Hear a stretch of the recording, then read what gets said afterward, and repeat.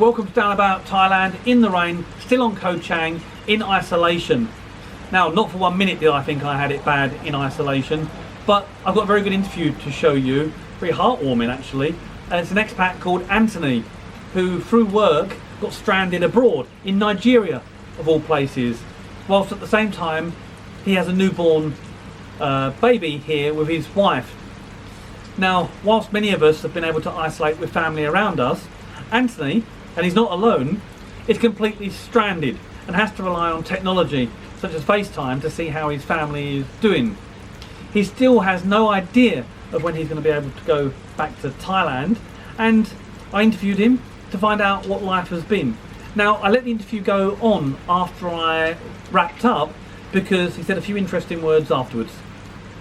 Anthony, anyway, thank you for agreeing to this interview. It looks like you're at work now. Where are you? Nigeria. And what brings you in Nigeria? Oil. I work for an oil industry. I work in the oil industry in Nigeria, yeah. And how long have you been in Nigeria? When was the last time you come to Thailand? I was back I left Thailand mid-February. And so you have family in Thailand. Can you tell me a little bit about your family here? Yeah, I'm married and I have a little child. She's 11 months old, a little baby girl. I stay up in a place called Sakonakon, way up northeast of Thailand. And so how did you manage to get stranded outside of Thailand? What was the kind of timeline to events?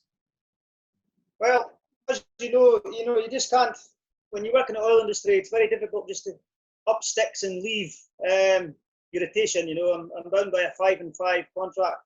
And unfortunately, I'm in the middle of the jungle, I'm in the Delta. So logistically, it's not just as easy as jumping on a plane and heading back to Thailand. And before I knew it, I'd seen the borders were shutting. So basically, it was too late. I missed the opportunity. So what happened? Did you you was watching the news and seeing what was happening, but you was unable to leave work at that point to jump on a plane? Yeah. I was watching the news. I could see things were progressing. I didn't realise it was going to progress so rapidly. So basically, that's where I am. Yeah. And so, I mean, it must be tough. I mean, I'm in isolation on Koh Chang, but I have my family here, and it's very nice. What's it like? I guess it's an obvious question. What's it like knowing your family are in Thailand, but you can't see them? Yeah, it's tough. It's extremely tough. It's you've got to try and balance, obviously, your work here, keep your stable mind at work. I've got a job to do here still at the moment, and obviously, it's difficult. Yeah, and missing your family, and the tough thing for me and for any other oil worker that's in the same position as me is, we look forward to a date. When you work 5-and-5, you've got this date. Now I don't have this date, and that's what plays in my mind, is not having a date. I don't have a date now, so it's tough. Yeah, it's very, very tough. And so 5-and-5, is that 5 weeks on, 5 weeks off? Is that what we're talking about? Correct. Yeah, 5 weeks on, 5 weeks off. Yeah, that's right. Yeah. And so when is your next 5 weeks off? I've lost. I've been here for 13 weeks. I've lost count. That's how bad it is. Yeah, it must be like Groundhog Day. Yeah, it is. It certainly is. Yeah, it certainly is. I'm just trying to work out when, because we don't know, because we've just heard that international flights are not going to be allowed into Thailand until the end of June. That's correct. Yeah. And we don't know that after that point what will happen. Yeah, that's an unnerving thing, and in Thailand, they do chop and change their mind quite often, but certainly things at the moment are not looking very positive. But I have to try and stay positive, but things are not looking very positive. That's okay. So how often do you get to speak to your wife and see your little child? Yeah, I speak to them every day, 2-3 times a day, and thankfully, media, it's brilliant, having your FaceTime, your Facebook, your WhatsApp. If this was back 10, 15, 20 years ago when I started in the oil industry, there wasn't even phone calls from this part of the world. So it's a big help, but it's still very difficult, obviously, because I'd rather be there. you know, especially a child at 11-month-old, you know, it's you know, that's the thing. It's very difficult because, you know, a 1 month period at this point, there's so much changes in your child. To think you've probably missed what we're talking about, 2-3 months already. 3 months, yeah, it'll be 3 months next week, yeah. So what have you been doing outside of work then? If you've not been able to come back to Thailand? No, I've just stayed on rotation. I've been on rotation for 13 weeks. Like I say, I'm in a jungle, so it's getting out of here is a big issue. Obviously, you know, it's I'm stuck here until my company can see a road out. You know, it's very difficult. Like it is. It must. You know, it's like there's so many things that have happened in this world because of the pandemic, and situations like yours, because we're expats and because lots of us travel in and out of the country. You're probably not alone in being forced to be isolated, but from your family as well. I can't imagine what it's been like for you. What did your wife have to say when she talks to you? Yeah, the wife, you know, the Thais are pretty resilient people. She's keeping strong, you know, and it's difficult for her. Obviously, you know, I'm concerned about her safety. You know, I've got to look at her safety and my baby's safety, and I'm trying to get her to understand how serious this is. Sometimes, you know, that's the thing for me. But yeah, she's actually staying pretty strong. She's actually staying stronger than I am, to be honest with you. She's quite a positive person. She's looking at the positive side of things. I've still got a job. I'm earning money. I'm still here. You know, but it's for me. It's forget the money. I'd rather come home now. Yeah, all we can hold on to is the fact that, you know, in Thailand, we were reporting like 0 cases, 5 cases a day. I guess the fear is how long Thailand can lock the borders because they don't want it to come in. Like, we need tourism to come back, but how long will you be outside the country? There's a big question mark, isn't there?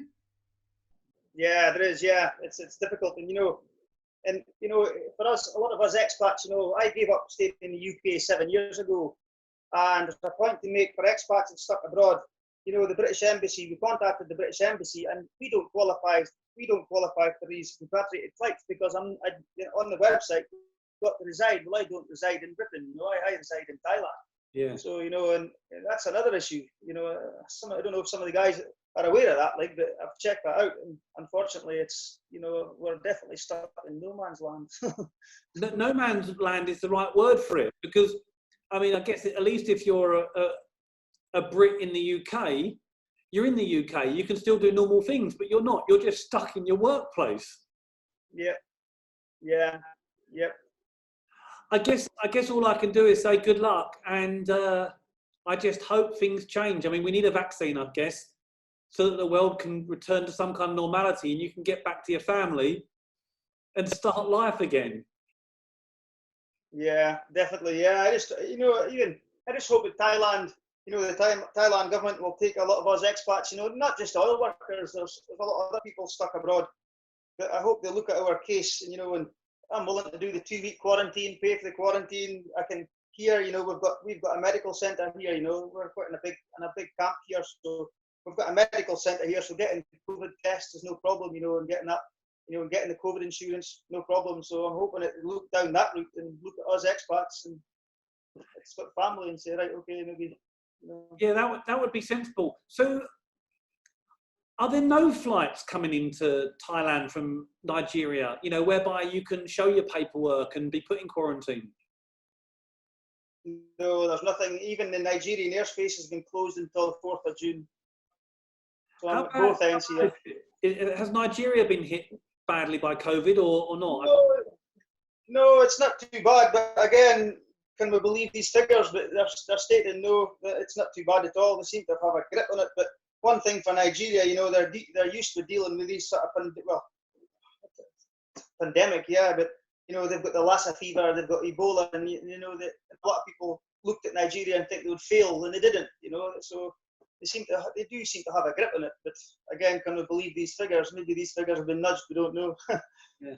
Well, you know, there's going to be a lot of people watching this, and it'd be nice to say, look, make a mental note, everyone, of this conversation, and when you do get back to your family, Anthony, if you can contact me, and then we can send a message out and say, look, it's only just been now. He's gone back, and let me know how it was.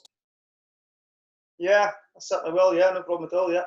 Yeah. So thanks for contacting me. It's a very, I was going to say it's a very nice story. It's not a nice story. It's something to make other people think. They think they've got it bad. At least they've not been separated from their family in a different country with no idea of when things can return to normal. Yeah. It's tough. Yeah. So Anthony, anyway, thanks for contacting me. Let's stay updated. Yeah.